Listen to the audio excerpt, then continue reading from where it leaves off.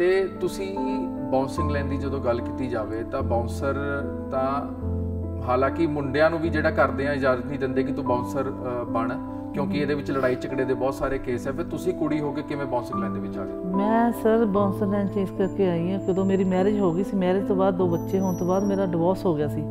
Divorce ਤੋਂ ਬਾਅਦ ਮੈਂ ਆਪਣਾ ਇੱਕ ਲੜਕੀ ਛੱਡਿਆ ਸੀ, ਮੁੰਡਾ ਲਿਆਈ ਸੀ ਨਾਲ, ਤਾਂ ਇਸ ਕਰਕੇ ਫਿਰ ਬਹੁਤ ਤੰਗੀ ਆਈ, ਮੈਨੂੰ ਬਹੁਤ ਪਰੇਸ਼ਾਨੀ ਆਈ।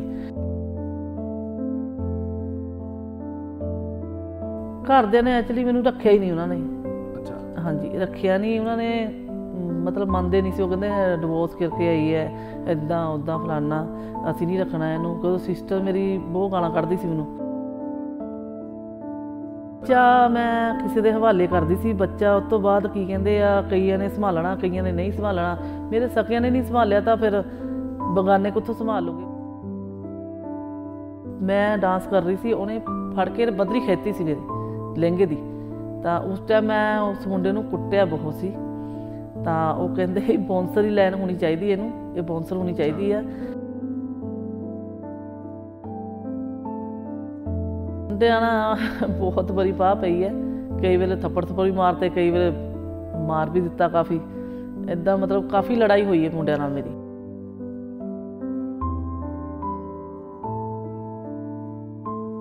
ਜਦੋਂ ਵੀ ਗੱਲ ਕੀਤੀ ਜਾਂਦੀ ਹੈ ਕਲੱਬਾਂ ਦੀ ਜਾਂ ਫਿਰ ਫਿਲਮੀ ਸਿਤਾਰਿਆਂ ਦੀ, ਦੋਨਾਂ ਦੇ ਵਿੱਚ ਹੀ ਬਾਉਂਸਰਾਂ ਦੀ ਲੋੜ ਪੈਂਦੀ ਹੈ, ਕਿਉਂਕਿ ਕਲੱਬਾਂ ਦੇ ਵਿੱਚ ਕਪਲ ਆਉਂਦੇ ਨੇ ਤੇ ਉਹਨਾਂ ਨੂੰ ਪ੍ਰੋਟੈਕਟ ਕਰਨ ਵਾਸਤੇ, ਉਹਨਾਂ ਦੀ ਹਿਫਾਜ਼ਤ ਲਈ ਬਾਉਂਸਰਾਂ ਦੀ ਲੋੜ ਪੈਂਦੀ ਹੈ। ਤੇ ਫਿਲਮੀ ਸਿਤਾਰੇ ਵੀ ਜਦੋਂ ਕਿਤੇ ਜਾਂਦੇ ਨੇ ਤੇ ਉਹਨਾਂ ਦੀ ਵੀ ਪ੍ਰੋਟੈਕਸ਼ਨ ਲਈ ਜਾਂ ਉਹਨਾਂ ਦੀ ਹਿਫਾਜ਼ਤ ਲਈ ਉਹਨਾਂ ਨੂੰ ਬਾਉਂਸਰਾਂ ਦੀ ਲੋੜ ਪੈਂਦੀ ਹੈ। ਤੇ ਜਦੋਂ ਬਾਉਂਸਰਾਂ ਦੀ ਗੱਲ ਆਉਂਦੀ ਹੈ ਤਾਂ ਸਭ ਤੋਂ ਪਹਿਲਾਂ ਬੰਦੇ ਦੇ ਮਨ ਦੇ ਵਿੱਚ ਖਿਆਲ ਆਉਂਦਾ ਕਿ ਇੱਕ ਹੱਟਾ ਕੱਟਾ ਮੁੰਡਾ, ਡੌਲਿਆਂ ਵਾਲਾ ਮੁੰਡਾ ਉਹਨੂੰ ਪ੍ਰੋਟੈਕਟ ਕਰੇਗਾ।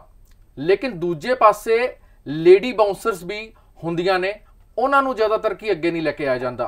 ਅੱਜ ਅਸੀਂ ਇੱਦਾਂ ਦੀ ਸ਼ਖਸੀਅਤ ਦੇ ਨਾਲ ਤੁਹਾਨੂੰ ਮਿਲਾਵਾਂਗੇ ਜਿਨ੍ਹਾਂ ਨੂੰ ਬਾਉਂਸਿੰਗ ਲਾਈਨ ਦੇ ਵਿੱਚ 15 ਸਾਲ ਉਹਨਾਂ ਨੇ ਬਿਤਾ ਦਿੱਤੇ ਹੈ ਤੇ ਹੁਣ ਵੀ ਉਹ ਬਾਉਂਸਿੰਗ ਲਾਈਨ ਦੇ ਵਿੱਚ ਡਟੇ ਹੋਏ ਹੈ।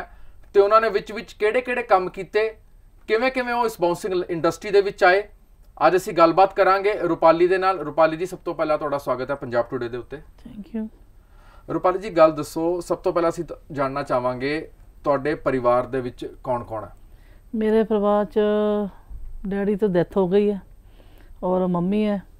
3 ਭਰਾ ਸੀ, ਇੱਕ ਭਰਾ ਦੀ ਡੈਥ ਹੋ ਗਈ ਹੈ, ਤਾਂ ਇੱਕ ਸਿਸਟਰ ਹੈ, ਤਾਂ ਬਸ। ਤੇ ਤੁਸੀਂ ਬਾਉਂਸਿੰਗ ਲਾਈਨ ਦੀ ਜਦੋਂ ਗੱਲ ਕੀਤੀ ਜਾਵੇ ਤਾਂ ਬਾਉਂਸਰ ਤਾਂ ਹਾਲਾਂਕਿ ਮੁੰਡਿਆਂ ਨੂੰ ਵੀ ਜਿਹੜਾ ਕਰਦੇ ਆ ਇਜਾਜ਼ਤ ਨਹੀਂ ਦਿੰਦੇ ਕਿ ਤੂੰ ਬਾਉਂਸਰ ਬਣ, ਕਿਉਂਕਿ ਇਹਦੇ ਵਿੱਚ ਲੜਾਈ ਝਗੜੇ ਦੇ ਬਹੁਤ ਸਾਰੇ ਕੇਸ ਹੈ। ਫਿਰ ਤੁਸੀਂ ਕੁੜੀ ਹੋ ਕੇ ਕਿਵੇਂ ਬਾਉਂਸਿੰਗ ਲਾਈਨ ਦੇ ਵਿੱਚ ਆ ਗਏ? ਮੈਂ ਸਰ ਬਾਉਂਸਰ ਲਾਈਨ 'ਚ ਇਸ ਕਰਕੇ ਆਈ ਹਾਂ, ਕਦੋਂ ਮੇਰੀ ਮੈਰਿਜ ਹੋ ਗਈ ਸੀ। ਮੈਰਿਜ ਤੋਂ ਬਾਅਦ 2 ਬੱਚੇ ਹੋਣ ਤੋਂ ਬਾਅਦ ਮੇਰਾ ਡਿਵੋਰਸ ਹੋ ਗਿਆ ਸੀ। ਡਿਵੋਰਸ ਤੋਂ ਬਾਅਦ ਮੈਂ ਆਪਣਾ ਇੱਕ ਲੜਕੀ ਛੱਡਿਆ ਸੀ, ਮੁੰਡਾ ਲਿਆਈ ਸੀ ਨਾਲ, ਤਾਂ ਇਸ ਕਰਕੇ ਫਿਰ ਬਹੁਤ ਤੰਗੀ ਆਈ, ਮੈਨੂੰ ਬਹੁਤ ਪਰੇਸ਼ਾਨੀ ਆਈ। ਤਾਂ ਮਤਲਬ ਬਹੁਤ ਦਿੱਕਤਾਂ ਕੱਟਣ ਤੋਂ ਬਾਅਦ ਫਿਰ ਮੈਨੂੰ ਡਾਂਸ ਲਾਈਨ ਮਿਲੀ। ਡਾਂਸ ਲਾਈਨ 'ਚ ਵੀ ਬਹੁਤ ਦਿੱਕਤ ਆਈ, ਬਹੁਤ ਮਤਲਬ ਲੜਾਈ ਹੋ ਜਾਂਦੀ ਸੀ ਉੱਥੇ।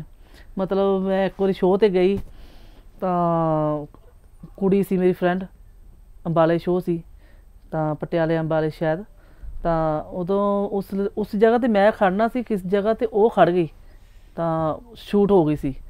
ਸ਼ਾਇਦ ਤੁਸੀਂ ਦੇਖਿਆ ਹੀ ਹੋਣਾ, ਖਬਰ ਦੇਖੀ ਹੋਣੀ ਹੈ। ਅੱਛਾ, ਤੇ ਉਹਨੂੰ ਹਾਂਜੀ, ਉਹਨੂੰ ਗੋਲੀ ਵੱਜ ਗਈ ਸੀ। ਉਸ ਤੋਂ ਬਾਅਦ ਫਿਰ ਮੈਂ ਥੋੜ੍ਹਾ ਟਾਈਮ ਹਟ ਗਈ ਸੀ ਡਾਂਸ ਕਰਨਾ, ਫਿਰ ਉਸ ਤੋਂ ਬਾਅਦ ਕੀਤਾ, ਫਿਰ ਹਟ ਗਈ। ਤੇ ਤੁਸੀਂ ਜਦੋਂ ਡਿਵੋਰਸ ਤੋਂ ਬਾਅਦ ਤੁਸੀਂ ਆਪਣੇ ਘਰ ਜਦੋਂ ਵਾਪਸ ਗਏ ਹੋਣੇ, ਤੁਸੀਂ ਆਪਣੇ ਘਰ, ਤੇ ਤੁਹਾਡੇ ਘਰਦਿਆਂ ਨੇ ਫਿਰ ਤੁਸੀਂ ਘਰ ਰਹਿਣਾ ਨਹੀਂ ਠੀਕ ਸਮਝਿਆ? ਘਰਦਿਆਂ ਨੇ ਐਕਚੁਅਲੀ ਮੈਨੂੰ ਰੱਖਿਆ ਹੀ ਨਹੀਂ ਉਹਨਾਂ ਨੇ। ਅੱਛਾ। ਹਾਂਜੀ, ਰੱਖਿਆ ਨਹੀਂ ਉਹਨਾਂ ਨੇ, ਮਤਲਬ ਮੰਨਦੇ ਨਹੀਂ ਸੀ। ਉਹ ਕਹਿੰਦੇ ਡਿਵੋਰਸ ਕਰਕੇ ਆਈ ਹੈ, ਇੱਦਾਂ ਉੱਦਾਂ ਫਲਾਨਾ, ਅਸੀਂ ਨਹੀਂ ਰੱਖਣਾ ਇਹਨੂੰ। ਕਦੋਂ ਸਿਸਟਰ ਮੇਰੀ ਬਹੁਤ ਗਾਲਾਂ ਕੱਢਦੀ ਸੀ ਮੈਨੂੰ, ਤਾਂ ਮੈਂ ਤਾਂ ਫਿਰ ਵੀ ਕਿਹਾ ਸੀ, ਮੰਮੀ ਮੈਂ ਤੁਹਾਡੇ ਘਰ ਭਾਂਡੇ ਮਾਂਜ ਲੂੰਗੀ, ਮੈਨੂੰ ਰੱਖ ਲਓ ਇੱਥੇ। ਤਾਂ ਉਹਨਾਂ ਨੇ ਨਹੀਂ ਰੱਖਿਆ ਮੈਨੂੰ। ਉਹ ਕਹਿੰਦੇ ਜੇ ਤੂੰ ਡਿਵੋਰਸ ਦੇ ਕੇ ਹੈਗੀ ਨਾ ਤਾਂ ਨਿਕਲ ਜਾ ਇੱਥੋਂ। ਤਾਂ ਮਤਲਬ ਗਾਲਾਂ ਗੂਲਾਂ ਬਹੁਤ ਕੱਢੀਆਂ ਸਿਸਟਰ ਨੇ।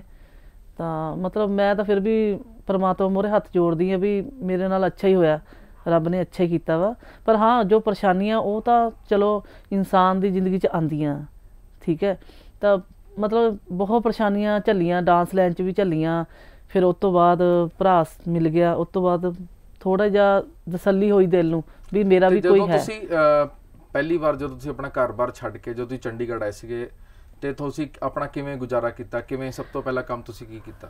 ਪਹਿਲਾਂ ਤਾਂ ਮੈਂ ਕਦੋਂ ਛੱਡ ਕੇ ਆਈ ਸੀ ਘਰ-ਬਾਰ, ਉਦੋਂ ਮੈਂ ਕੀ ਕਹਿੰਦੇ ਆ ਫਿਰ ਥੋੜਾ ਟਾਈਮ ਬਹੁਤ ਮਤਲਬ ਕਲਪੀ ਮੈਂ ਬਹੁਤ ਵੀ ਮੈਂ ਹੁਣ ਕਿੱਧਰ ਜਾਊਂਗੀ, ਕੀ ਕਰੂੰਗੀ, ਕਿਉਂਕਿ ਮੈਨੂੰ ਇੰਨੇ ਚੰਡੀਗੜ੍ਹ ਦਾ ਪਤਾ ਵੀ ਨਹੀਂ ਸੀ। ਫਿਰ ਉਸ ਤੋਂ ਬਾਅਦ ਮੈਂ ਹੌਲੀ-ਹੌਲੀ ਕੰਮ ਕਰਨ ਲੱਗ ਗਈ ਬੜੈਲ 'ਚ, ਤਾਂ ਕੰਮ ਕਰਨ ਲੱਗ ਗਈ ਫੈਕਟਰੀ 'ਚ, ਤਾਂ ਪੇਜ ਪੂਜ ਕੱਸਣੇ। ਫਿਰ ਉਸ ਤੋਂ ਬਾਅਦ ਮੈਂ ਆਪਣੇ ਸਹੁਰੇ ਦੇ ਘਰੋਂ ਚੱਕ ਕੇ ਮੁੰਡਾ ਲਿਆਈ ਸੀ ਆਪਣਾ। ਮੁੰਡਾ ਲਿਆਈ ਤਾਂ ਉਸ ਤੋਂ ਬਾਅਦ ਜ਼ਿਆਦਾ ਹੀ ਪਰੇਸ਼ਾਨੀ ਆ ਗਈ, ਕਿਉਂਕਿ ਛੋਟੇ ਬੱਚੇ ਨੂੰ ਜਨਾਨੀ ਕਿੱਦਾਂ ਕੰਮ ਲੈ ਕੇ ਕਰੇਗੀ। ਫਿਰ ਉਸ ਤੋਂ ਬਾਅਦ ਮੇਰੇ ਘਰ 'ਚ ਕੁਛ ਹੁੰਦਾ ਨਹੀਂ ਸੀ, ਨਾ ਆਟਾ ਨਾ ਤੇਲ, ਕੁਛ ਵੀ ਨਹੀਂ। ਫਿਰ ਕਿਹਨਾਂ ਦੇ ਕੰਮ ਕਰਦੀ ਸੀ, ਉਹਨਾਂ ਨੇ ਮੇਰੇ ਰਾਸ਼ਨ ਵਗੈਰਾ ਭਰਾ ਕੇ ਦਿੱਤਾ। ਫਿਰ ਉਹ ਮੈਂ ਭੁੰਜੇ ਸੌਂਦੀ ਸੀ ਬੱਚਾ ਲੈ ਕੇ, ਉਹ ਕਹਿੰਦੇ ਇੰਨੀ ਠੰਡ 'ਚ ਤੂੰ ਬੱਚਾ ਲੈ ਕੇ ਕਿੱਦਾਂ ਪਈ ਆ, ਤਾਂ ਫਿਰ ਉਹਨਾਂ ਨੇ ਮੰਜਾ ਵਗੈਰਾ ਲਿਆ ਕੇ ਦਿੱਤਾ, ਸਭ ਕੁਝ ਲਿਆ ਕੇ ਦਿੱਤਾ। ਫਿਰ ਉਸ ਤੋਂ ਬਾਅਦ ਕੀ ਕਹਿੰਦੇ ਆ ਹੌਲੀ ਡਾਂਸ ਲਾਈਨ 'ਚ ਆ ਗਈ ਮੈਂ। ਤੇ ਡਾਂਸਿੰਗ ਲਾਈਨ ਦੇ ਵਿੱਚ ਤੁਹਾਨੂੰ ਕੌਣ ਲੈ ਕੇ ਆਇਆ ਸੀਗਾ? ਡਾਂਸ ਲਾਈਨ 'ਚ ਤਾਂ ਡੇਰਾਬੱਸੀ ਵਾਲੀ ਮਾਤਾ ਵਾ ਕੋਮਲ, ਮਤਲਬ ਉਹ ਅੱਛੀ ਲੇਡੀਜ਼ ਹੈ, ਬਹੁਤ ਅੱਛੀ, ਮਤਲਬ ਮੇਰੇ ਨਾਲ ਬਹੁਤ ਅੱਛੇ ਰਹੇ ਆ। ਮਤਲਬ ਉਹਨਾਂ ਨੇ ਮਤਲਬ ਸਿਹਤ ਕਾਫੀ ਸੀ ਮੇਰੀ, ਫਿਰ ਵੀ ਉਸ ਡਾਂਸ ਲਾਈਨ 'ਚ ਮੈਨੂੰ ਉਹਨਾਂ ਨੇ ਡਾਂਸ ਸਿਖਾਇਆ, ਮਤਲਬ ਓਕੇ ਰੱਖਿਆ। ਮਤਲਬ ਕਈ ਗੱਲਾਂ ਇੱਦਾਂ ਦੀਆਂ ਹੋ ਜਾਂਦੀਆਂ ਸੀ ਵੀ ਲੜਾਈ ਝਗੜਾ ਉੱਪਰ ਹੋ ਜਾਂਦਾ ਸੀ। ਜਦੋਂ ਤੁਸੀਂ ਡਾਂਸਿੰਗ ਲਾਈਨ ਤੇ ਜਾਂਦੇ ਸੀ ਤੇ ਤੁਸੀਂ ਆਪਣੇ ਬੱਚੇ ਨੂੰ ਕਿਵੇਂ ਸੰਭਾਲਦੇ? ਬੱਚਾ ਮੈਂ ਕਿਸੇ ਦੇ ਹਵਾਲੇ ਕਰਦੀ ਸੀ ਬੱਚਾ। ਉਸ ਤੋਂ ਬਾਅਦ ਕੀ ਕਹਿੰਦੇ ਆ, ਕਈਆਂ ਨੇ ਸੰਭਾਲਣਾ, ਕਈਆਂ ਨੇ ਨਹੀਂ ਸੰਭਾਲਣਾ। ਮੇਰੇ ਸਕਿਆਂ ਨੇ ਨਹੀਂ ਸੰਭਾਲਿਆ ਤਾਂ ਫਿਰ ਬਗਾਨੇ ਕਿੱਥੋਂ ਸੰਭਾਲ ਲੋਗੇ? ਬਗਾਨੇ ਵੀ ਪੈਸਿਆਂ ਨਾਲ ਚੱਲਦੇ ਆ, ਕਈ ਵੇਲੇ 4000 ਰੁਪਏ ਦੇਣਾ, ਕਿਤੇ 3 ਦੇਣਾ ਕਿਸੇ ਨੂੰ ਸੰਭਾਲਣ ਵਾਸਤੇ। ਫਿਰ ਵੀ ਮੈਂ ਕਿਤੋਂ ਰਾਤ ਨੂੰ ਟਿਫਨ ਲੈ ਕੇ ਜਾਂਦੀ ਸੀ ਸ਼ੋਅ 'ਤੇ, ਵੀ ਮੈਂ ਬੱਚੇ ਵਾਸਤੇ ਖਾਣਾ ਲੈ ਕੇ ਆਵਾਂ ਆਪਣੇ ਵਾਸਤੇ, ਤਾਂ 2 ਦਿਨ ਮੇਰੇ ਨਿਕਲ ਜੂਗੇ। ਤਾਂ ਉਸ ਤੋਂ ਬਾਅਦ ਮੇਰਾ ਬੱਚਾ ਬਾਹਰ ਬੈਠਾ ਮਿਲਦਾ ਸੀ ਤਾਂ ਮੈਨੂੰ ਬੜਾ ਦੁੱਖ ਹੁੰਦਾ ਸੀ। ਕਈ ਵੇਲੇ ਮੈਂ ਬੱਚੇ ਨੂੰ ਲੈ ਕੇ ਵੀ ਜਾਂਦੀ ਸੀ ਡਾਂਸ ਲਾਈਨ 'ਚ, ਤਾਂ ਕਈ ਕਹਿੰਦੇ ਨਹੀਂ ਬੱਚੇ ਵਾਲੀ ਹੈ ਇਹ, ਡਾਂਸਰ ਬੱਚੇ ਵਾਲੀ ਹੈ, ਇਹ ਨਹੀਂ ਆਉਣੀ ਚਾਹੀਦੀ। ਤਾਂ ਕੁਦੋਂ ਬੱਚਾ ਨਹੀਂ ਦੇਖਦੇ ਸੀ, ਇਹ ਕੁੜੀ ਆਉਣੀ ਚਾਹੀਦੀ ਹੈ ਡਾਂਸ 'ਚ, ਇਹ ਕੁੜੀ ਡਾਂਸ 'ਚ ਆਉਣੀ ਚਾਹੀਦੀ ਹੈ। ਮਤਲਬ ਬੱਚੇ ਨਾਲ ਬਹੁਤ ਔਖਾ ਹੁੰਦਾ ਸੀ। ਤੇ ਜਦੋਂ ਤੁਸੀਂ ਡਾਂਸਿੰਗ ਲਾਈਨ ਦੇ ਵਿੱਚ ਸੀਗੇ ਤੇ ਬਹੁਤ ਸਾਰੇ ਲੋਕ ਇੱਦਾਂ ਦੇ ਤੁਹਾਨੂੰ ਮਿਲਦੇ ਹੋਣੇ ਜਿਹੜਾ ਕਿ ਬਹੁਤ, ਕਿਉਂਕਿ ਡਾਂਸਿੰਗ ਲਾਈਨ ਨੂੰ ਅਗਰ ਦੇਖਿਆ ਜਾਏ ਤੇ ਲੋਕੀ ਅੱਛੀ ਨਿਗਾਹ ਨਾਲ ਨਹੀਂ ਵੇਖਦੇ। ਹਾਂਜੀ। ਬੇਸ਼ੱਕ ਤੁਸੀਂ ਆਪਣਾ ਘਰਦਿਆਂ ਦਾ ਪੇਟ ਪਾਲ ਰਹੇ ਹੋ, ਰੋਜੀ ਰੋਟੀ ਕਮਾ ਕੇ, ਲੇਕਿਨ ਕਈ ਲੋਕ ਇੱਦਾਂ ਨੇ ਜਿਹੜਾ ਕਿ ਡਾਂਸਿੰਗ ਲਾਈਨ ਨੂੰ ਅੱਛੇ ਤਰੀਕੇ ਨਾਲ ਨਹੀਂ ਵੇਖਦੇ। ਤੁਸੀਂ ਕਈ ਥਾਵਾਂ ਤੇ ਜਾਂਦੇ ਹੋਣੇ ਸ਼ੋਅ ਲਾਉਣ, ਤੇ ਤੁਹਾਨੂੰ ਕਿਵੇਂ ਦੇ ਬੰਦੇ ਉੱਥੇ ਟੱਕਰਦੇ ਸੀਗੇ? ਕਾਫੀ ਟੱਕਰਦੇ ਸੀ ਇੱਦਾਂ ਦੇ ਬੰਦੇ, ਕੀ ਕਹਿੰਦੇ ਕਈ ਵੇਲੇ ਮਗਰ ਲੱਗ ਜਾਂਦੇ ਸੀ ਗੱਡੀਆਂ 'ਚ, ਠੀਕ ਹੈ ਕੁੜੀਆਂ ਡਾਂਸਰਾਂ ਬਾਹਰ ਕੱਢੋ। ਇੱਕ ਵਾਰੀ ਤਾਂ ਮੇਰੇ ਨਾਲ ਇੱਦਾਂ ਹੋ ਗਈ ਸੀ ਵੀ ਮੁੰਡਾ ਜਿੱਦ ਨਹੀਂ ਕੀਤੀ ਨਾ, ਉਹਨੇ, ਮੈਂ ਡਾਂਸ ਕਰ ਰਹੀ ਸੀ, ਉਹਨੇ ਫੜ ਕੇ ਬਦਰੀ ਖਿੱਚਤੀ ਸੀ ਮੇਰੇ ਲਹਿੰਗੇ ਦੀ, ਤਾਂ ਉਸ ਟਾਈਮ ਮੈਂ ਉਸ ਮੁੰਡੇ ਨੂੰ ਕੁੱਟਿਆ ਬਹੁਤ ਸੀ। ਤਾਂ ਉਹ ਕਹਿੰਦੇ ਬੌਂਸਰ ਹੀ ਲਾਈਨ ਹੋਣੀ ਚਾਹੀਦੀ, ਇਹਨੂੰ ਇਹ ਬੌਂਸਰ ਹੋਣੀ ਚਾਹੀਦੀ ਆ ਵੀ ਇਹ ਕਿੱਥੇ। ਉਦੋਂ ਮੈਨੂੰ ਕਦੋਂ ਉਹਨਾਂ ਨੇ ਨਾਮ ਲਿਆ ਨਾ, ਉਦੋਂ ਮੈਨੂੰ ਇਹ ਨਹੀਂ ਪਤਾ ਸੀ ਬੌਂਸਰ ਕੀ ਹੁੰਦੇ ਆ, ਮੈਂ ਪਤਾ ਨਹੀਂ ਕਿਹਦਾ ਨਾਮ ਲੈ ਰਹੇ ਆ। ਫਿਰ ਕਾਫੀ ਟਾਈਮ ਬਾਅਦ ਬੌਂਸਰੀ ਲਾਈਨ 'ਚ ਮੇਰੇ ਭਰਾ ਨੇ ਪਾਇਆ, ਖਾਨ ਨੇ। ਉਦੋਂ ਪਿਆਰ ਮੈਨੂੰ ਖਾਨ ਤੋਂ ਹੀ ਜ਼ਿਆਦਾ ਮਿਲਿਆ, ਹੋਰ ਕਿਸੇ ਕੋਲ ਪਿਆਰ ਨਹੀਂ ਮਿਲਿਆ। ਤੇ ਜਦੋਂ ਤੁਸੀਂ ਡਾਂਸਿੰਗ ਲਾਈਨ ਛੱਡਤੀ ਸੀਗੀ ਤੇ ਬਾਉਂਸਿੰਗ ਲਾਈਨ ਦੇ ਵਿੱਚ ਤੁਸੀਂ ਕਿਵੇਂ ਤੁਹਾਨੂੰ ਭਰਾ ਮਿਲਿਆ? ਕਿਵੇਂ ਭਰਾ ਮੈਨੂੰ ਮਿਲਿਆ ਇਸ ਕਰਕੇ ਕਿ ਉਹ ਤੋਂ ਦੀਪਕ ਇੱਕ ਮੁੰਡਾ ਹੁੰਦਾ ਸੀ, ਕਿਹੜਾ ਅੱਜ ਮਰ ਗਿਆ ਵਾ, ਡੈਥ ਹੋ ਗਈ ਉਹਦੀ। ਤਾਂ ਮੈਂ ਕਿਸੇ ਨਾਲ ਸ਼ੀਸ਼ਾ ਤੋੜ ਰਹੀ ਸੀ, ਮਤਲਬ ਇੱਟ ਮਾਰੀ ਸੀ ਸ਼ੀਸ਼ੇ ਦੇ, ਉਹਦੇ ਗੱਡੀ ਦੇ ਸ਼ੀਸ਼ੇ ਦੇ ਇੱਟ ਮਾਰੀ, ਤਾਂ ਉਹ ਮੇਰਾ ਭਰਾ ਬੈਠਾ ਸੀ ਦੀਪਕ ਦੇ ਨਾਲ। ਤਾਂ ਉਹ ਕਹਿੰਦੇ ਇਹ ਕੁੜੀ ਕੌਣ ਆ? ਕਹਿੰਦੇ ਡਾਂਸ ਲਾਈਨ 'ਚ ਰਹੀ ਹੈ ਕੁੜੀ, ਮੈਨੂੰ ਜਾਣਦੀ ਆ। ਤਾਂ ਮੇਰਾ ਭਰਾ ਕਹਿੰਦਾ ਅੱਛਾ। ਫਿਰ 1-2 ਵਾਰੀ ਮੇਰੇ ਘਰ ਆਇਆ, ਮਤਲਬ ਆਉਂਦਾ ਜਾਂਦਾ ਰਿਹਾ। ਫਿਰ ਉਸ ਤੋਂ ਬਾਅਦ ਭੈਣ ਭਰਾ ਬਣ ਗਿਆ ਸੀ, ਹੌਲੀ ਪਿਆਰ ਜ਼ਿਆਦਾ ਵੱਧ ਗਿਆ, ਫਿਰ ਬਹੁਤ ਜ਼ਿਆਦਾ ਪਿਆਰ ਵੱਧ ਗਿਆ। ਫਿਰ ਇੱਕ ਵਾਰੀ ਮੈਂ ਸਾਰੀ ਪ੍ਰੋਬਲਮ ਫਿਰ ਘਰ ਦੀ ਦੱਸੀ ਵੀ ਮੇਰੇ ਭਰਾਵਾਂ ਨੇ ਇੱਦਾਂ ਕੀਤਾ ਮੇਰੇ ਨਾਲ, ਭਾਜੀ ਇੱਦਾਂ ਕੀਤਾ, ਮੇਰੇ ਢਿੱਡ 'ਚ ਬੱਚਾ ਮਾਰਿਆ, ਮਤਲਬ ਕਈ ਗੱਲਾਂ ਦੱਸੀਆਂ ਮੈਂ। ਉਹ ਵੀ ਰੋਣ ਲੱਗ ਗਿਆ ਸੁਣ ਕੇ। ਤੇ ਜਿਵੇਂ ਹੁਣ ਤੁਸੀਂ ਗੱਲ ਕੀਤੀ ਢਿੱਡ ਦੇ ਵਿੱਚ ਬੱਚਾ ਮਾਰਿਆ, ਉਹ ਵਾਕਿਆ ਕਿਵੇਂ ਹੋਇਆ ਸੀ? ਉਹ ਇਸ ਤਰ੍ਹਾਂ ਹੋਇਆ ਸੀ ਕਿ ਉਹ ਤੋਂ ਮੇਰੇ ਘਰ ਵਾਲੇ ਨੇ ਮਜ਼ਾਕ ਕੀਤਾ ਮੇਰੇ ਭਰਾਵਾਂ ਨਾਲ ਵੀ ਕੀ ਕਹਿੰਦੇ ਬੱਚਾ ਮੇਰਾ ਨਹੀਂ ਹੈਗਾ। ਤਾਂ ਤੁਹਾਨੂੰ ਪਤਾ ਹੀ ਹੈ ਜੱਟਾਂ ਦੇ ਮੁੰਡੇ ਕਿੱਦਾਂ ਦੇ ਹੁੰਦੇ ਆ, ਥੋੜ੍ਹੇ ਖੁੰਦਤ ਵਾਲੇ ਹੁੰਦੇ ਆ ਵੀ ਹਾਂ ਵੀ ਇਹ ਗੱਲ ਕਹੀ ਕਿੱਦਾਂ ਇਹਨੇ। ਤਾਂ ਉਹਨੂੰ ਤਾਂ ਕੁਛ ਨਹੀਂ ਕਿਹਾ, ਘਰ ਆਏ, ਆਪਣੇ 2 ਬੱਚੇ ਆਪਣੇ ਮਾਪਿਆਂ ਦੇ ਘਰ ਭੇਜਤੇ। ਤਾਂ ਡਿੱਕ ਦੀ ਆਵਾਜ਼ ਉੱਚੀ ਕਰਕੇ ਬੈਲਟਾਂ ਨਾਲ, ਸੋਟੀਆਂ ਨਾਲ, ਮਤਲਬ ਖੂਨ ਕਰਤਾ ਮੇਰਾ ਨਾ। ਤਾਂ ਉਸ ਤੋਂ ਬਾਅਦ ਉਹ ਹੋਇਆ। ਫਿਰ ਬਾਕੀ ਗੱਲ ਮੈਂ ਕਰਨਾ ਨਹੀਂ ਚਾਹੁੰਦੀ ਕਿ ਉਦੋਂ ਗੁੱਸਾ ਆਉਂਦਾ ਇਹ ਚੀਜ਼ਾਂ ਨਾ ਕਰਕੇ। ਤੇ ਤੁਸੀਂ ਬਾਉਂਸਿੰਗ ਲਾਈਨ ਦੇ ਵਿੱਚ, ਤੁਸੀਂ ਚੰਡੀਗੜ੍ਹ ਦੇ ਵਿੱਚ ਤੁਹਾਨੂੰ ਅੱਜ 15 ਸਾਲ ਹੋ ਗਏ, ਤੇ ਜਦੋਂ ਤੁਸੀਂ ਬਾਉਂਸਿੰਗ ਲਾਈਨ ਦੇ ਵਿੱਚ ਕਿਵੇਂ ਤੁਸੀਂ ਡਿਊਟੀਆਂ ਬਾਹਰ ਵੀ ਜਾਂਦੇ ਹੋਣੇ? ਬਾਉਂਸਿੰਗ ਲਾਈਨ ਵੀ ਹਾਲਾਂਕਿ ਲੋਕੀ ਇੰਨੀ ਸਹੀ ਨਹੀਂ ਸਮਝਦੇ, ਮੁੰਡਿਆਂ ਵਾਲੀ ਤਾਂ ਚਲੋ ਠੀਕ ਹੈ, ਕੁੜੀਆਂ ਨੂੰ ਵੀ ਰਾਤ ਨੂੰ, ਕਿਉਂਕਿ ਕਲੱਬਾਂ ਦੇ ਵਿੱਚ ਮੁੰਡੇ ਆਉਂਦੇ ਦਾਰੂ ਪੀਂਦੇ ਆ, ਤੁਸੀਂ ਇਦਾਂ ਦਾ ਕਦੀ ਵਾਕਿਆ ਹੋਇਆ ਤੁਹਾਡੇ ਨਾਲ? ਹੋਇਆ ਤਾਂ ਬਹੁਤ ਵਾਰੀ ਹੈ, ਬਹੁਤ ਵਾਰੀ ਹੋਇਆ ਵਾ, ਧਮਕੀਆਂ ਵੀ ਦਿੰਦੇ ਰਹੇ ਆ ਫੋਨਾਂ 'ਚ। ਮਤਲਬ ਕਈ ਵੇਲੇ ਇਹ ਹੋ ਜਾਂਦਾ ਵਾ ਵੀ ਕੰਮ ਤਾਂ ਕਰਨਾ ਹੀ ਆ, ਜੇ ਕੰਮ ਨਾ ਕਰਾਂਗੇ ਤਾਂ ਰੋਟੀ ਕਿੱਥੋਂ ਖਾਵਾਂਗੇ, ਇਹ ਦੁਨੀਆ ਸੋਚਦੀ ਨਹੀਂ ਹੈਗੀ। ਜਨਾਨੀ ਐਸੀ ਹੈ, ਉਹਨੂੰ ਕੰਮ ਕਰੇ ਤਾਂ ਵੀ ਮਾੜੀ, ਨਾ ਕਰੇ ਤਾਂ ਵੀ ਮਾੜੀ। ਮਤਲਬ ਕੀ ਕਹਿੰਦੇ ਜਨਾਨੀਆਂ ਵਾਸਤੇ ਕਿਉਂ ਨਹੀਂ ਜਗ੍ਹਾ ਹੈਗੀ? ਮੈਂ ਤਾਂ ਇਹ ਸੋਚਦੀ ਹਾਂ ਜਨਾਨੀਆਂ ਵਾਸਤੇ ਵੀ ਜਗ੍ਹਾ ਹੋਣੀ ਚਾਹੀਦੀ ਹੈ। ਹੁਣ ਜਨਾਨੀ ਗਲਤ ਹੋਵੇ ਉਹਨੂੰ ਕਹਿੰਦੇ ਗਲਤ ਹੈ, ਠੀਕ ਹੈ, ਜਾਂ ਉਹ ਕਿਸੇ ਦਾ ਪੇਟ ਪਾਲਣ ਵਾਸਤੇ ਆਪਣਾ ਸਰੀਰ ਜੋ ਮਰਜ਼ੀ ਕਰਦੀ ਹੋਵੇ, ਜਾਂ ਤੁਸੀਂ ਉਹਨਾਂ ਨੂੰ ਉੱਦਾਂ ਹੀ ਪੈਸੇ ਦਿਓ ਤਾਂ ਉਹ ਜਨਾਨੀ ਬੈਠ ਕੇ ਖਾ ਸਕਦੀ ਹੈ, ਜੇ ਤੁਸੀਂ ਉੱਦਾਂ ਹੈਲਪ ਕਰੋ ਤਾਂ ਅੱਛੀ ਤਰ੍ਹਾਂ ਰਹਿ ਸਕਦੀ ਹੈ ਉਹ, ਠੀਕ ਹੈ, ਉਹਨੂੰ ਬਾਹਰ ਜਾਣ ਦੀ ਲੋੜ ਨਹੀਂ ਹੈਗੀ। ਹੁਣ ਕਿੱਦਾਂ ਮੇਰਾ ਭਰਾ ਵਾ, ਉਹਨੂੰ ਪਤਾ ਵੀ ਮੈਂ ਗੁੱਸੇਖੋਰ ਹਾਂ, ਮੈਨੂੰ ਮਤਲਬ ਚਲੋ ਮਾਰ ਕੁੱਟ ਦਿੰਦੀ ਆ, ਉਹ ਗੱਲ ਵੱਖਰੀ ਆ, ਪਰ ਉਹਨਾਂ ਦੇ ਮਤਲਬ ਪਿਆਰ ਦੇ ਨਾਲ ਮੈਨੂੰ ਬਹੁਤ ਹੌਸਲਾ ਮਿਲਿਆ। ਮਤਲਬ ਉਹਨਾਂ ਨੇ ਮੇਰੇ ਘਰ 'ਚ ਰਾਸ਼ਨ ਪਾਣੀ ਭਰਿਆ, ਕੋ ਤੋਂ ਮੇਰੇ ਘਰ 'ਚ ਰਾਸ਼ਨ ਨਹੀਂ ਹੋਣਾ, ਤੇਲ ਨਹੀਂ ਹੋਣਾ, ਕਈ ਵੇਲੇ ਮੇਰੇ ਕੋਲ ਇੱਕ ਪੰਜੀ ਨਹੀਂ ਹੋਣੀ, ਦੁੱਧ ਪੀਣ ਨੂੰ ਚਾਹ ਨਹੀਂ ਹੋਣੀ, ਤਾਂ ਉਸੇ ਟਾਈਮ ਮੇਰੇ ਭਰਾਵਾਂ ਨੇ ਆ ਜਾਣਾ ਖਾਣ ਨੇ। ਤਾਂ ਖਾਣ ਨੇ ਮਤਲਬ ਮੇਰੇ ਨਾਲ ਇੰਨਾ ਕੀਤਾ ਨਾ, ਮੈਂ ਕਹਿੰਦੀ ਆ ਬਹੁਤ ਜ਼ਿਆਦਾ ਕੀਤਾ ਮੇਰਾ। ਤੇ ਜਦੋਂ ਤੁਸੀਂ ਉਸ ਦੌਰ ਤੋਂ ਗੁਜ਼ਰ ਰਹੇ ਸੀਗੇ ਤੇ ਤੁਸੀਂ ਆਪਣੇ ਬੱਚਾ, ਤੁਹਾਡਾ ਬੱਚਾ ਵੀ ਜਿਹੜਾ ਛੋਟਾ ਸੀਗਾ ਉਸ ਸਮੇਂ, ਤੇ ਤੁਸੀਂ ਉਹਦੀ ਵੀ ਪਰਵਰਿਸ਼ ਕਿਵੇਂ ਕੀਤੀ, ਕਿਵੇਂ? ਮਤਲਬ ਬਹੁਤ ਔਖੀ ਕੀਤੀ, ਕਿਉਂਕਿ ਜਿਹੜੀ ਕਲੱਬਾਂ ਦੀ ਡਿਊਟੀ ਉਹ ਤਾਂ ਅਕਸਰ ਰਾਤ ਨੂੰ ਹੁੰਦੀ ਹੈ, ਤੇ ਇੱਕ ਬੱਚੇ ਨੂੰ ਮਾਂ ਦੀ ਜ਼ਰੂਰਤ ਸਭ ਤੋਂ ਜ਼ਿਆਦਾ ਰਾਤ ਨੂੰ ਹੁੰਦੀ ਹੈ। ਪਰ ਮੇਰਾ ਬੱਚਾ ਵਾਹਿਗੁਰੂ ਵੱਲੋਂ ਕੀ ਕਹਿੰਦੇ ਇੰਨਾ ਵਧੀਆ ਸੀ ਨਾ, ਉਹ ਅੰਦਰ ਹੀ ਰਹਿੰਦਾ ਸੀ। ਕਈ ਵੇਲੇ ਉਹਨੇ ਕੁੰਡੀ ਖੋਲ ਦੇਣੀ ਆ, ਬੱਚਾ ਵਾ, ਕੁੰਡੀ ਕਈ ਵੇਲੇ ਖੋਲ ਦੇਣੀ, ਕਈ ਵੇਲੇ ਪੌੜੀਆਂ 'ਚ ਬੈਠੀ ਰਹਿਣਾ ਮੈਂ ਦਿਨੇ। ਹਾਂ 4-5 ਵਜੇ ਉੱਠ ਜਾਂਦਾ ਸੀ, ਉਹ ਛੋਟਾ ਜਿਹਾ ਸੀ ਤਾਂ ਉੱਠ ਜਾਂਦਾ ਸੀ, ਮੰਮਾ ਤੁਸੀਂ ਕੁੰਡਾ ਨਹੀਂ ਖੜਕਾਇਆ। ਮੈਂ ਪੁੱਤ ਕੁੰਡਾ ਤਾਂ ਬਹੁਤ ਖੜਕਾਇਆ, ਤੁਸੀਂ ਖੋਲ੍ਹਿਆ ਹੀ ਨਹੀਂ ਉੱਠ ਕੇ। ਮਤਲਬ ਕੀ ਕਹਿੰਦੇ ਆ ਤੰਗੀਆਂ ਬਹੁਤ ਆਈਆਂ, ਇੰਨਾ ਬਹੁਤ ਮੁਸ਼ਕਿਲ ਨਾਲ ਬਚਾਇਆ ਵੀ ਉਹਨੂੰ ਮੈਂ। ਮਤਲਬ ਵਾਰ ਢਿੱਲਾ ਬਹੁਤ ਰਿਹਾ, ਕਈ ਵੇਲੇ ਤਾਂ ਮੈਂ ਬਹੁਤ ਨੰਗੇ ਪੈਰ ਵੀ ਘੁੰਮੀ ਆ ਉਹਦੇ ਪਿੱਛੇ, ਕਾਫੀ ਵਾਰ ਰਿਹਾ। ਮਤਲਬ ਪੂਰਾ ਚੰਡੀਗੜ੍ਹ ਕਿਰਾਇਆ 'ਤੇ ਰਹਿ ਚੁੱਕੀ ਮੈਂ। ਤੇ ਕਲੱਬਾਂ ਦੇ ਵਿੱਚ ਤੁਸੀਂ ਮਾਰਕੁੱਟ ਦਾ ਜਿਹੜਾ ਸਿਲਸਿਲਾ ਹੈ ਤਾਂ ਚੱਲਦਾ ਹੀ ਰਹਿੰਦਾ, ਤੇ ਤੁਸੀਂ ਥਾਣੇ ਕਚਹਿਰੀਆਂ ਹੋ ਗਿਆ, ਜਾਂ ਜਦੋਂ ਤੁਸੀਂ ਕਿਸੇ ਨੂੰ ਕੁੱਟ ਦਿੰਦੇ ਹੋ ਤੇ ਕਲੱਬਾਂ ਦੇ ਜਿਹੜੇ ਮਾਲਕ ਹੈ ਉਹ ਤੁਹਾਡੇ ਨਾਲ ਖੜੇ ਹੁੰਦੇ ਆ, ਤੁਹਾਡਾ ਸਾਥ ਦਿੰਦੇ ਆ? ਨਹੀਂ, ਸਾਥ ਪੂਰਾ ਦਿੰਦੇ ਆ, ਮੇਰੇ ਨਾਲ ਸਾਥ ਮਤਲਬ ਬਹੁਤ ਦਿੱਤਾ। ਬਾਕੀ ਮੈਨੂੰ ਪਤਾ ਨਹੀਂ ਹੁਣ ਕੁੜੀ ਨਾਲ ਕਿੱਦਾਂ, ਹੁਣ ਕੁੜੀ ਬਾਉਂਸਰ ਦੀ ਲੱਤ ਟੁੱਟੀ ਹੋਈ ਹੈ, ਕਈ ਕੁੜੀਆਂ ਦਾ ਐਕਸੀਡੈਂਟ ਹੋਇਆ, ਭਾਵਾਂ ਵੈਸੇ ਹੀ ਡਿੱਗੀਆਂ ਉਹ, ਪਰ ਕਈ ਮੈਂ ਸੋਚਦੀ ਹਾਂ ਵੀ ਉਹ ਮਤਲਬ ਮੈਨੂੰ ਇੱਕ ਵਾਰੀ ਫੋਨ ਆਇਆ ਲੋਕਡਾਊਨ 'ਤੇ, ਕਹਿੰਦੀ ਰੁਪਾਲੀ ਮੇਰੇ ਕੋਲ ਖਰਚਾ ਹੈ ਨਹੀਂ, ਕਈ ਕੁੜੀਆਂ ਦਾ ਨਾਮ ਆਇਆ ਵਾ ਵੀ ਮੇਰੇ ਕੋਲ ਕੋਈ ਖਰਚਾ ਹੈ ਨਹੀਂ, ਉਹ ਨਾ ਮੇਰੇ ਕੋਲ ਪੈਸਾ ਹੈਗਾ। ਮੈਂ ਕਿਹਾ ਤੇਰੇ ਨਾਲ ਕੋਈ ਮਦਦ ਨਹੀਂ ਕਰ ਰਿਹਾ, ਕਿਹਨਾਂ ਨਾਲ ਤੂੰ ਕੰਮ ਕਰਦੀ ਸੀ? ਕਹਿੰਦੀ ਨਹੀਂ, ਇੱਕ ਵਾਰੀ ਮੈਨੂੰ ਪੁੱਛਿਆ ਸੀ, ਕੋਈ ਲੋੜ ਤਾਂ ਨਹੀਂ ਚੀਜ਼ ਦੀ, ਤਾਂ ਮੁੜ ਕੇ ਕਹਿੰਦੀ ਉਹਨਾਂ ਦਾ ਫੋਨ ਹੀ ਆਇਆ। ਪਰ ਇਹ ਗੱਲ ਗਲਤ ਆ ਵੀ ਉਹ ਕੁੜੀ ਦੇ ਨਾਲ ਕੀ ਕਹਿੰਦੇ ਐਕਸੀਡੈਂਟ ਹੋਇਆ ਵਾ, ਵੀ ਉਹਦੇ ਨਾਲ ਖੜਨਾ ਚਾਹੀਦਾ। ਹੁਣ ਤੁਹਾਡੇ ਨਾਲ ਕੰਮ ਬੰਦਾ ਕਰਦਾ ਹੋਵੇ, ਤੁਸੀਂ ਖੜੇ ਹੋਵੋਗੇ, ਠੀਕ ਹੈ, ਪਰ ਆਹ ਗੱਲ ਗਲਤ ਆ ਵੀ ਕੀ ਕਹਿੰਦੇ ਤੁਸੀਂ ਉਹਨਾਂ ਦੀ ਹੈਲਪ ਨਹੀਂ ਕਰ ਸਕਦੇ, ਜੇ ਦੇ ਨਹੀਂ ਸਕਦੇ ਕੁਝ ਥੋੜ੍ਹੀ ਬਹੁਤੀ ਹੈਲਪ ਤਾਂ ਕਰ ਸਕਦੇ ਨਾ ਉਸ ਕੁੜੀ ਦੀ। ਤਾਂ ਹੁਣ ਇੱਦਾਂ ਵਾ, ਮੈਂ ਤਾਂ ਚਲੋ ਮੇਰੇ ਵੱਲੋਂ ਤਾਂ ਪ੍ਰਮਾਤਮਾ ਮੇਰਾ ਭਰਾ ਹੀ ਹੈ ਖਾਨ, ਤਾਂ ਮਤਲਬ ਉਹ ਹੀ ਖੜਾ ਵਾ। ਬਾਕੀ ਮੇਰੀ ਫੈਮਿਲੀ, ਮੇਰੀ ਚਾਚੀ ਜੋ ਵੀ ਹੈ, ਮੰਮੀ ਮੇਰੇ, ਤਾਂ ਉਹ ਬਾਹਰ ਗਏ ਹੋ, ਉਹਨਾਂ ਨੇ ਹੁਣ ਮੇਰੀ ਬਾਜੂ ਪਕੜੀ ਹੈ। ਉਹਨਾਂ ਨੂੰ ਪਤਾ ਨਹੀਂ ਸੀ ਮੈਂ ਚੰਡੀਗੜ੍ਹ 'ਚ ਰਹਿੰਦੀ ਹਾਂ, ਤਾਂ ਉਹਨਾਂ ਨੇ ਵੀ ਜਾ ਕੇ ਡਾਂਟਿਆ ਜਾ ਕੇ ਮੇਰੀ ਮੰਮੀ ਨੂੰ ਵੀ ਤੁਸੀਂ ਕੁੜੀ ਦੀ ਜ਼ਿੰਦਗੀ ਖਰਾਬ ਕਰਤੀ ਹੈ, ਇੰਨੀ ਵਧੀਆ ਕੰਮ ਕਰਨ ਵਾਲੀ ਕੁੜੀ ਸੀ, ਤੁਸੀਂ ਜ਼ਿੰਦਗੀ ਖਰਾਬ ਕਰਕੇ ਰੱਖਤੀ। ਤੁਹਾਡੀ ਤੁਹਾਨੂੰ ਕਿੰਨੇ ਸਾਲ ਹੋ ਗਏ ਤੁਹਾਡੇ ਮਾਂ-ਬਾਪ ਨਾਲ ਤੁਹਾਡੀ ਗੱਲ ਨਹੀਂ ਹੋਈ? ਮੇਰੀ ਹੋ ਗਈ ਆ, ਮੇਰੇ ਇੰਨੀ ਹੋ ਗਈ 15 ਸਾਲ ਹੀ ਹੋ ਗਈ। 15 ਸਾਲ ਹੋ ਗਏ ਤੁਹਾਡੇ ਜਿਹੜੇ ਕੀ ਕਰਦੇ ਨੇ, ਤੁਹਾਡੀ ਗੱਲ ਨਹੀਂ ਹੋਈ। ਤੇ ਕਲੱਬਾਂ ਦੇ ਵਿੱਚ ਤੁਸੀਂ ਕੁੜੀਆਂ ਤਾਂ ਚਲੋ ਕਈ ਵਾਰ ਦਾਰੂ ਪੀ ਕੇ ਜਿਹੜਾ ਕੀ ਹੈ ਹੋ ਜਾਂਦੀਆਂ ਨੇ ਇੱਧਰ ਉੱਧਰ, ਤੇ ਮੁੰਡਿਆਂ ਨਾਲ ਤੁਹਾਡੀ ਕਦੀ ਵਾਹ ਪਿਆ, ਕਦੀ ਹੱਥੋਂ ਪਾਈ ਹੋਈ ਹੈ? ਮੁੰਡਿਆਂ ਨਾਲ ਬਹੁਤ ਵਾਰੀ ਵਾਹ ਪਈ ਹੈ, ਕਈ ਵੇਲੇ ਥੱਪੜ ਵੀ ਮਾਰਤੇ, ਕਈ ਵੇਲੇ ਮਾਰ ਵੀ ਦਿੱਤਾ ਕਾਫੀ, ਏਦਾਂ ਮਤਲਬ ਕਾਫੀ ਲੜਾਈ ਹੋਈ ਹੈ ਮੁੰਡਿਆਂ ਨਾਲ ਮੇਰੀ। ਕੁੜੀਆਂ ਨੂੰ ਤਾਂ ਮੈਂ ਝੰਬਿਆ ਚਲੋ, ਜਾਂ ਗਲਤੀਆਂ ਕਰਦੀਆਂ ਸੀ ਵੀ ਮਾਰਦੀ ਸੀ। ਹਾਂ 1-2-3 ਵਾਰੀ ਸਮਝਾਇਆ ਵੀ ਕੁੜੀਆਂ ਨੂੰ ਮੈਂ, ਮਤਲਬ ਕੀ ਕਹਿੰਦੇ ਆ ਦੇਖੋ ਬੱਚੇ, ਜੇ ਤੁਸੀਂ ਪੀਂਦੇ ਹੋ ਉਨੀ ਪੀਓ ਕਿੰਨਾ ਬੰਦਾ ਚੱਲ ਕੇ ਜਾ ਸਕੇ, ਠੀਕ ਹੈ, ਕੋਈ ਤੁਹਾਡਾ ਮੁੰਡਾ ਫਾਇਦਾ ਉਠਾਏਗਾ ਜਾਂ ਤੁਸੀਂ ਉਠਵਾਉਣਾ ਚਾਹੁੰਦੇ ਹੋ, ਠੀਕ ਹੈ ਨਾ, ਇਹ ਤੁਹਾਡੀ ਪ੍ਰੋਬਲਮ ਆ। ਤੇ ਲੇਕਿਨ ਕਲੱਬਾਂ ਦੇ ਵਿੱਚ ਮੈਂ ਵੇਖਿਆ ਅਕਸਰ ਰਾਤ ਨੂੰ ਲੋਕੀ ਜਿਹੜਾ ਕੀ ਹੈ ਮੁੰਡੇ ਆਉਂਦੇ ਨੇ, ਕੱਲਿਆਂ ਦੀ ਐਂਟਰੀ ਵੈਸੇ ਤਾਂ ਕਲੱਬਾਂ ਦੇ ਵਿੱਚ ਹੁੰਦੀ ਨਹੀਂ, ਲੇਕਿਨ ਕਲੱਬਾਂ ਦੇ ਵਿੱਚ ਕਈ ਆ ਕੇ ਕੁੜੀਆਂ ਬਾਰੇ ਵੀ ਇਦਾਂ ਦਾ ਕੁਝ ਹਾਦਸਾ ਹੋਇਆ ਤੁਹਾਡੇ ਨਾਲ? ਹਾਂਜੀ, ਇੱਕ ਵਾਰੀ ਆਏ ਸੀ ਇੱਧਰੋਂ ਪੰਜਾਬ ਸਾਈਡ ਤੋਂ ਹੀ ਮੁੰਡੇ ਆਏ ਸੀ, ਪਤਾ ਨਹੀਂ ਬਾਕੀ ਕਿੱਥੋਂ ਆਏ ਆ, ਪੰਜਾਬ ਸਾਈਡ ਦੇ ਹੀ ਲੱਗਦੇ ਸੀ। ਤਾਂ ਉਹ ਸਰਦਾਰ ਬਾਰ-ਬਾਰ ਮੇਰੇ ਕੋਲ ਆ ਕੇ ਖੜ ਜਾ ਕਰੇ, ਮਿੰਟ ਪਿੱਛੋਂ ਮੇਰੇ ਕੋਲ ਆ ਕੇ ਖੜ ਜਾ ਕਰੇ।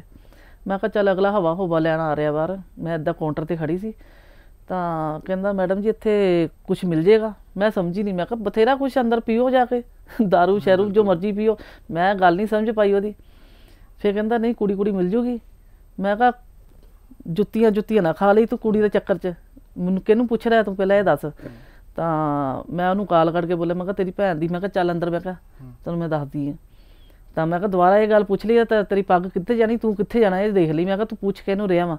ਮੈਂ ਕਿਹਾ ਤੁਸੀਂ ਇਹ ਕੁਛ ਦੇਖਣਾ ਨਹੀਂ, ਹਾਂ ਕਲੱਬ 'ਚ ਇਹ ਵੀ ਕੁਛ ਹੁੰਦਾ। ਮੈਂ ਕਲੱਬ 'ਚ ਐਸਾ ਕੁਛ ਨਹੀਂ ਹੁੰਦਾ ਹੈਗਾ, ਕਲੱਬ 'ਚ ਸਿਰਫ ਡਾਂਸ ਹੁੰਦਾ ਵਾ, ਠੀਕ ਹੈ। ਆਪਣਾ ਖਾ ਪੀ ਕੇ ਘਰ ਜਾਓ, ਬਾਹਰ ਜੋ ਮਰਜ਼ੀ ਕਰੋ ਤੁਸੀਂ, ਸਾਨੂੰ ਕੋਈ ਮਤਲਬ ਨਹੀਂ।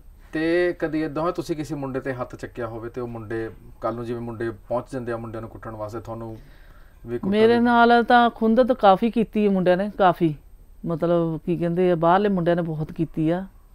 ਕਿੱਦਾਂ ਹੁਣ ਜੇ ਮੁੰਡਾ ਬੌਂਸਰ ਮਾਰਦਾ ਹੋਵੇ ਤਾਂ ਕੁੜੀ ਘੱਟੇ ਹੀ ਵੜਦੀ ਹੈ ਬੌਂਸਰ, ਮੇਰੇ ਵਰਗੀ ਵੜ ਜਾਂਦੀ ਆ, ਮਾਰ ਦਿੰਦੀ ਆ। ਤਾਂ ਹੁਣ ਜਾਂ ਅਗਲਾ ਦੋ ਅਸੀਂ ਛੱਡਾਂਗੇ ਤਾਂ ਇੱਕ ਤਾਂ ਅਗਲਾ ਵੀ ਮਾਰੇਗਾ ਸਾਡੇ ਤੇ।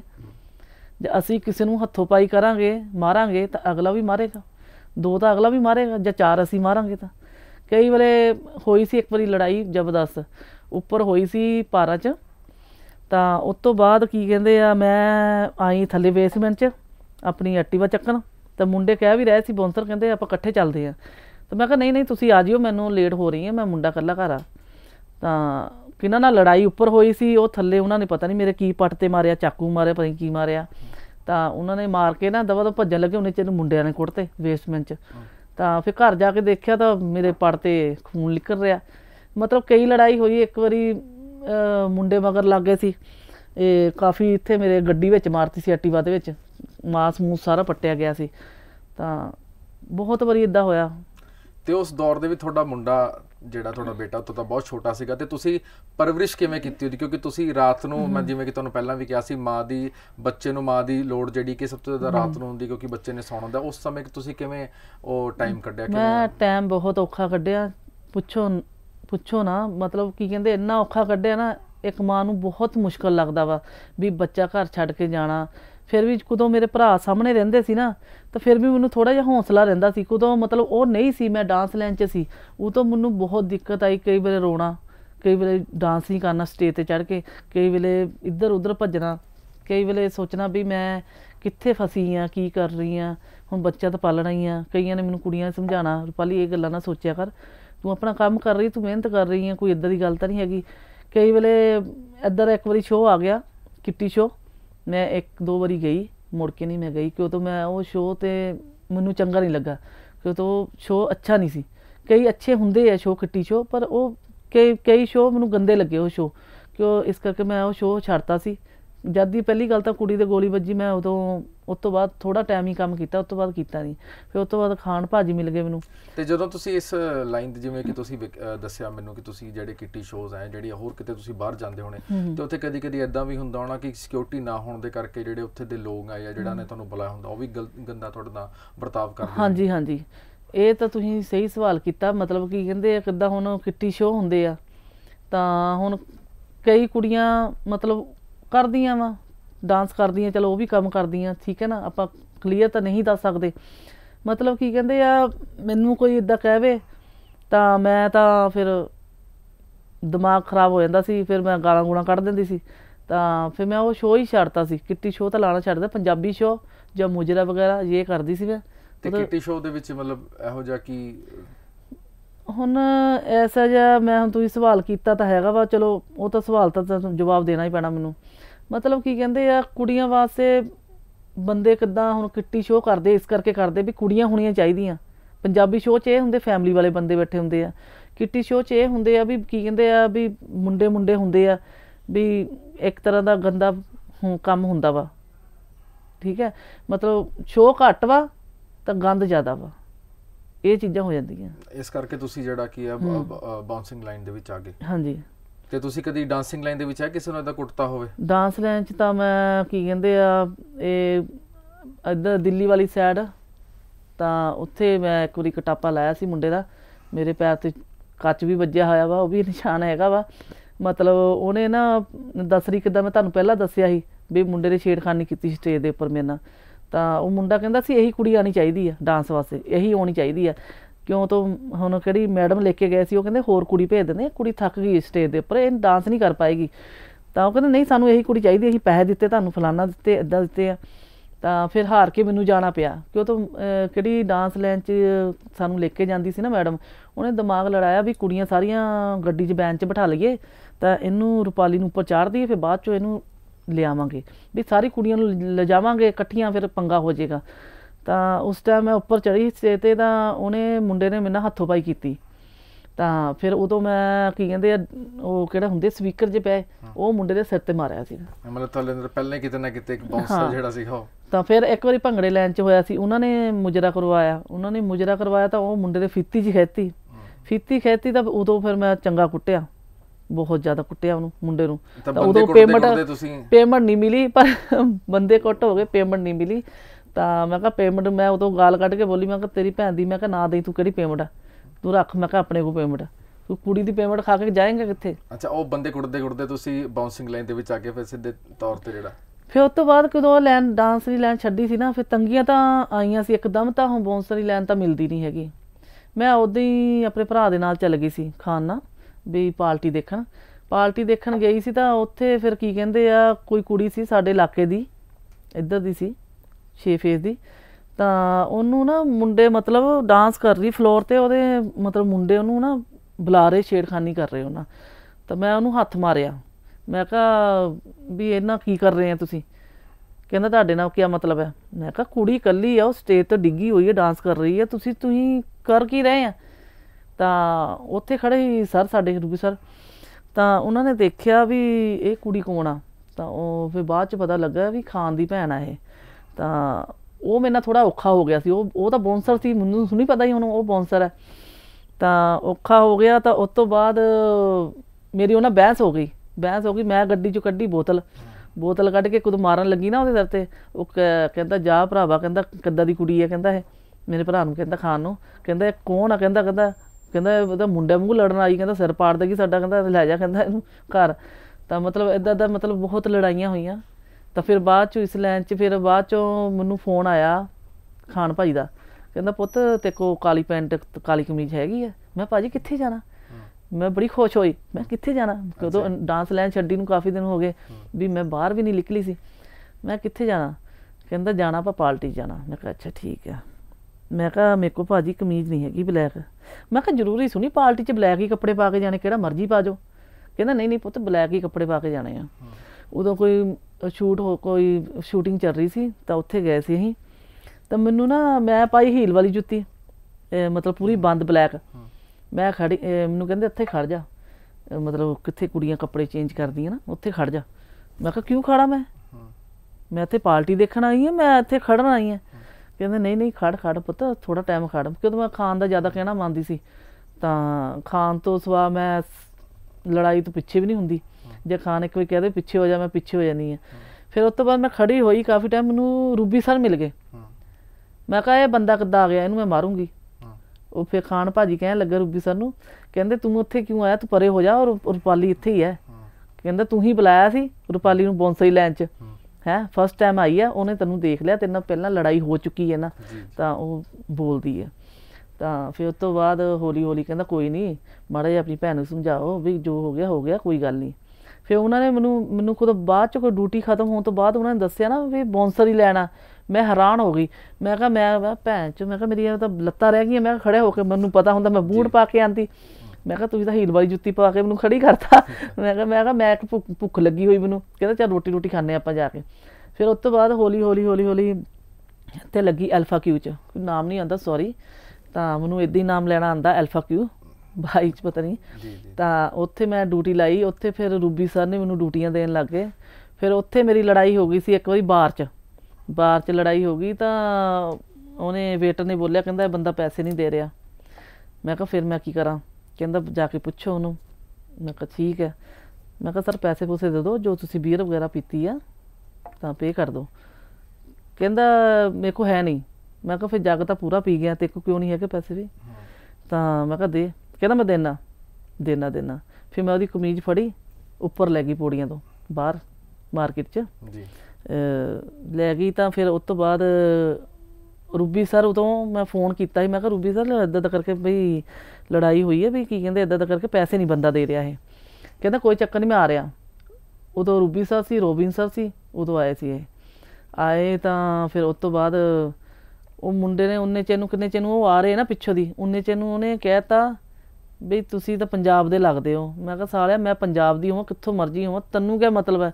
ਉਹਨੇ ਕੋਈ ਉਲਟ ਗੱਲ ਕਹੀ, ਕਿਹੜੇ ਗਮਲੇ ਪਏ ਸੀ ਨਾ ਉਹੀ ਸਿਰ 'ਚ ਮਾਰਿਆ ਮੈਂ ਉਹਦੇ। ਮੈਨੂੰ ਇਹ ਨਹੀਂ ਪਤਾ ਲੱਗਾ ਗਮਲਾ ਹੈ ਵੱਡਾ ਸੀ, ਮੈਂ ਚੱਕ ਕਿੱਦਾਂ ਲਿਆ ਮੈਨੂੰ ਇਹ ਸਮਝ ਨਹੀਂ ਆਈ, ਸਿੱਧਾ ਉਹਦੇ ਮੱਥੇ ਤੇ ਵੱਜਾ ਜਾ ਕੇ। ਫਿਰ ਦੂਸਰੇ ਦਿਨ ਮੇਰੇ ਭਰਾ ਨੇ ਖਾਨ ਨੇ ਪੁੱਛਿਆ, ਕਹਿੰਦਾ ਐਡਾ ਵੱਡਾ ਗਮਲਾ ਚੱਕ ਕੇ ਮਾਰਿਆ। ਮੈਂ ਭਾਜੀ ਤੁਹਾਨੂੰ ਕਿੱਦਾਂ ਪਤਾ ਲੱਗਿਆ?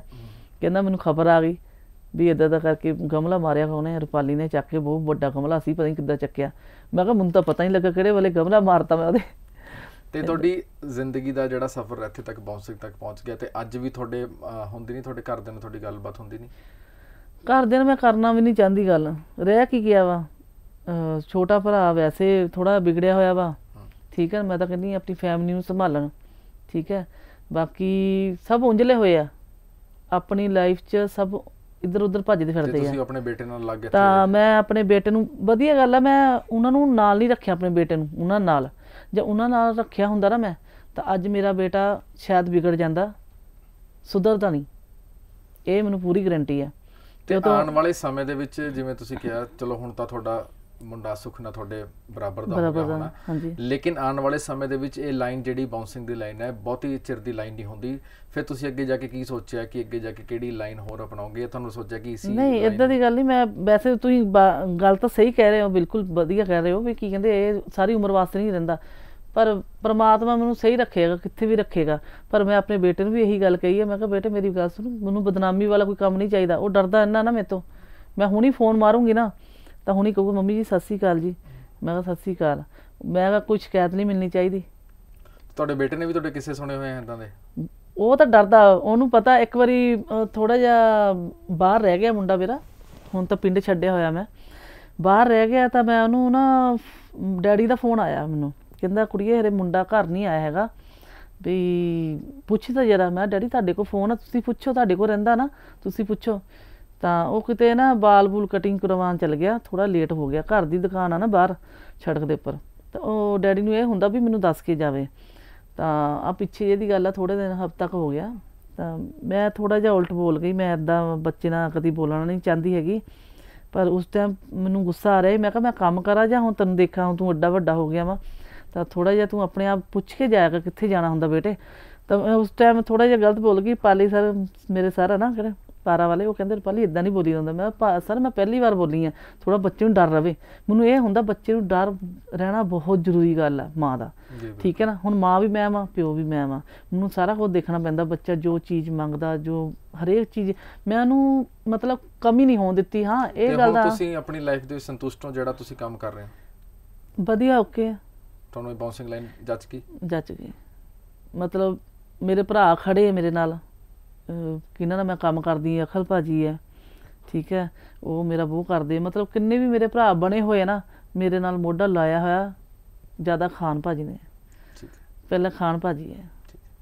ਸੋ ਇਹ ਸੀਗੇ ਸਾਡੇ ਨਾਲ ਲੇਡੀ ਬਾਉਂਸਰ, ਜਿਨ੍ਹਾਂ ਨੇ ਕਿ ਆਪਣਾ ਜੀਵਨ ਜਿਹੜਾ ਕੀ ਆ ਬਹੁਤ ਔਖੇ ਸਮਿਆਂ ਨਾਲ ਕੱਢਿਆ। ਜਿਵੇਂ ਕਿ ਤੁਸੀਂ ਇਹਨਾਂ ਦੀ ਜ਼ੁਬਾਨੀ ਸੁਣਿਆ, ਪਹਿਲਾਂ ਉਹ ਡਾਂਸਿੰਗ ਲਾਈਨ ਦੇ ਵਿੱਚ ਰਹੇ, ਕਿਵੇਂ ਉਹ ਬਾਉਂਸਿੰਗ ਲਾਈਨ ਦੇ ਵਿੱਚ ਹੈ, ਤੇ ਕਿਵੇਂ ਉਹਨੇ ਆਪਣੇ ਬੱਚੇ ਨੂੰ ਉਹਨਾਂ ਨੇ ਪਾਲਿਆ।